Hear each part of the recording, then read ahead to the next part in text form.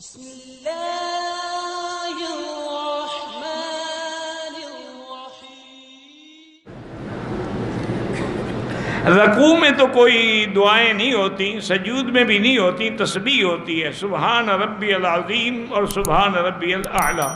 اگر نفلی نماز ہے تو اس میں سجدے میں وہ دعا مانگ سکتے ہو جو حدیث میں ہے، یا مقلب القلوب ثبت قلبی علی دینک، اللہم انی اسألک العفو والعافیہ، رب اعنی علی ذکرک و شکرک و حسن عبادتک۔ اوابین جو ہے وہ آپ 6 رکعتیں اور چاشت کی 8 بھی پڑھ سکتے ہیں، ویسے جتنا اللہ توفیق دے۔ اگر نماز میں تلاوت کر رہے تھے، سورت بھول گئی اور پڑھ لو، کوئی بات نہیں۔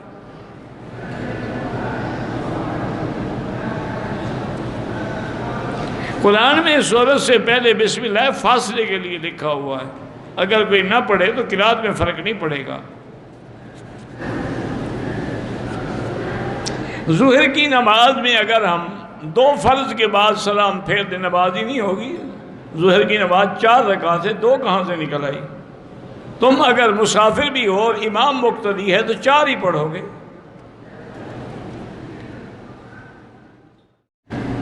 ایک اور نے لکھا ہے کہ میں نے بھول کر جنابت کی حالت میں غسل نہیں کیا، نماز بھی پڑھی، قرآن بھی پڑھا۔ بہرحال اللہ کی رحمت سے بھول کی وجہ سے گناہ تو نہیں ہوگا، لیکن توبہ بھی کرو، استغفار بھی کرو اور نمازیں قضا کرو، وہ نمازیں نہیں ہوئی۔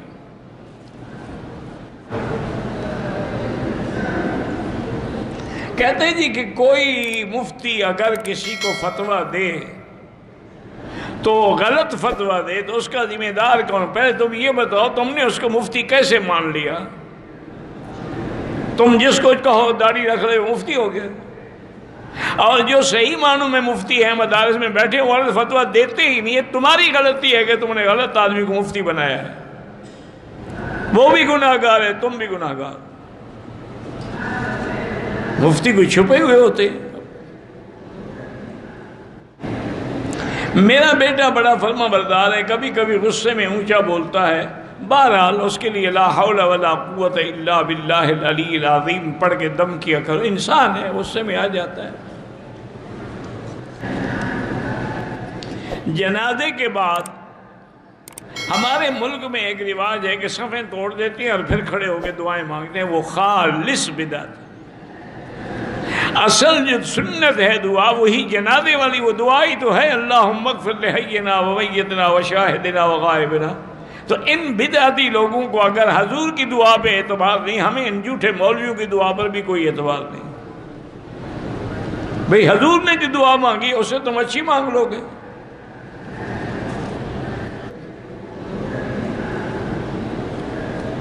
اگر باپ کا عقیقہ نہ ہوا تو کیا بیٹے کا کر سکتے؟ باپ کی غلطی تو ہوگی، اب بیٹے کے لیے بھی غلطی کرنا چاہتا ہے۔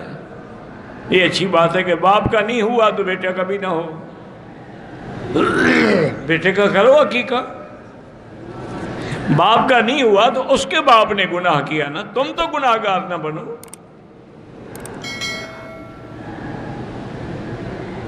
ایک آدمی بینک میں رقم رکھتا ہے اور اس پر جو اس کو اضافی رقم ملتی ہے وہ غریبوں کو دے دیتا ہے، رکھنا ہی گناہ ہے تو کیوں اضافی رقم لے؟ سیونگ اکاؤنٹ رکھنا ہی گناہ ہے، اس میں سود ملے گا، تو سود لینا بھی گناہ، دینا بھی گناہ۔ جو غلطی کر چکے ہو وہ تو بہرحال تم لے لو ان سے، بینک والے نہ کھا جائیں، وہ غریبوں کو دو، لیکن ثواب کی نیت نہیں کرنا، کیونکہ ثواب حلال پہ ہوتا ہے، حرام پہ نہیں ہوتا۔